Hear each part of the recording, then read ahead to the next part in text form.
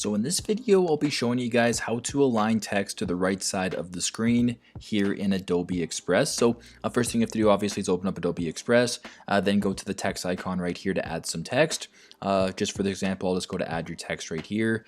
So for the example, I'll just leave the text as it is. I won't change anything, but as you can tell, it actually just automatically centers it towards the middle so that anytime you write after this, it'll always go to the middle. So if I were to keep writing, right once you get to the end, it'll then put the next word in the middle. Now, if you want to center it, or sorry, you want to move it to the right, it's super simple. Just go a little bit down to where it says main style. Go down to these three options right here. As you can tell, it's currently aligned to the center. If you want to align it to the right, just press on this option right here, align to the right. So when you press on that, it'll then align the text onto the right side, and that's how you guys can align text to the right here in Adobe Express. I hope this video helps.